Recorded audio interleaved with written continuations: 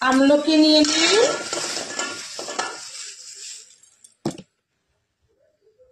এরপরে আমলকিগুলো আমি ধুয়ে নেব। আমি এবার আমলকিগুলো এইভাবে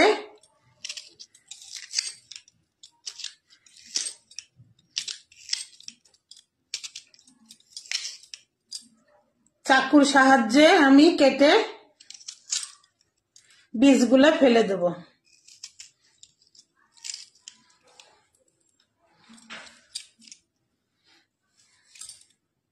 বীজগুলা সব আমলকির থেকে বের করে নিলাম।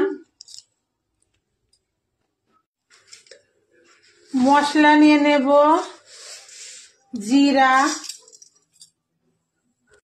মৌরি, গোলমরিচ, দারচিনি, এলাচ, লবঙ্গ ভেজে নেব। গ্যাসটা অন করে দিলাম।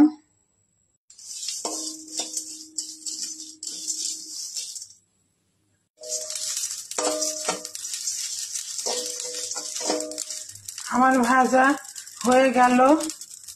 এবার আমি একটু ঠান্ডা করে নেব। ওই মশলাটা আমি মিক্সারে গুঁড়ো করে নিলাম। মিক্সারের মধ্যে আমি অল্প অল্প করে দিয়ে পেস্ট বানিয়ে নেব আমলকি।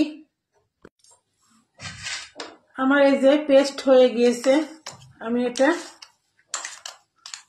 ঢেলে নিচ্ছি।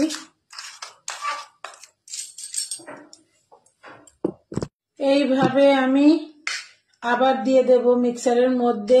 আমার মিক্সার ছোট, একদম উপায় নেই, অল্প অল্প করে করতে হবে। সব পেস্ট আমার হয়ে গিয়েছে আমলকি। কড়াইতে আমি ঘি ঢেলে দেব, আমুলের গাওয়া ঘি। আমলকির পেস্টটা আমি ঢেলে দেব।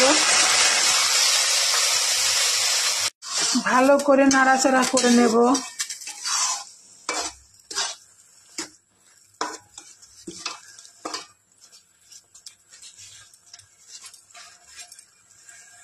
নিয়ে নেব পরিমাণ মতো গুড়,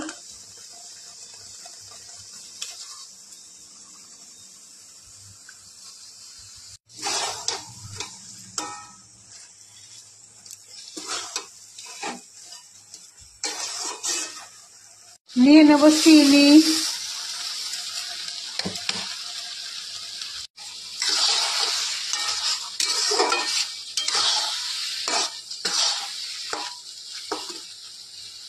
নুন,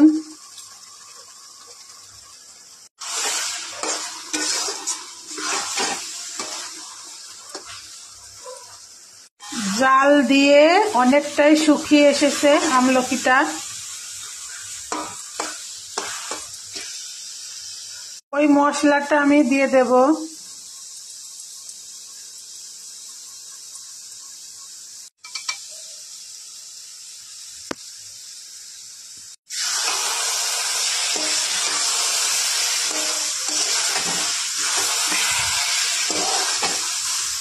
আমি এবার আঁচটা কমিয়ে দেব, লেগে যাবে।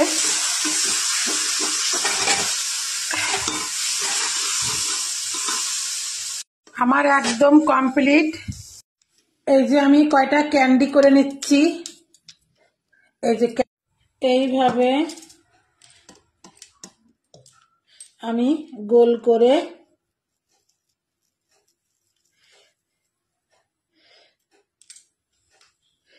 এবার চিনির গুঁড়োর মধ্যে আমি ক্যান্ডিগুলা এই যে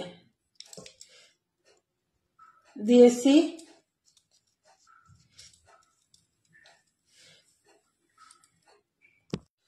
চিনির গুঁড়োর মধ্যে আমি দিয়েছি, উঠিয়ে নিলাম। এবার আমার সব ক্যান্ডিগুলো আমার হয়ে গিয়েছে।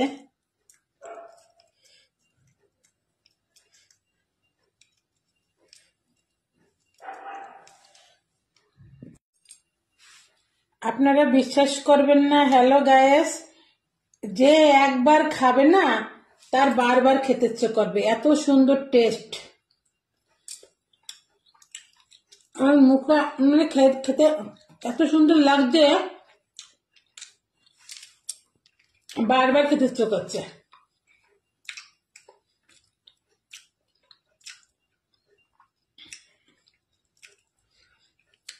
এই শীতের জন্য খুবই উপকারী।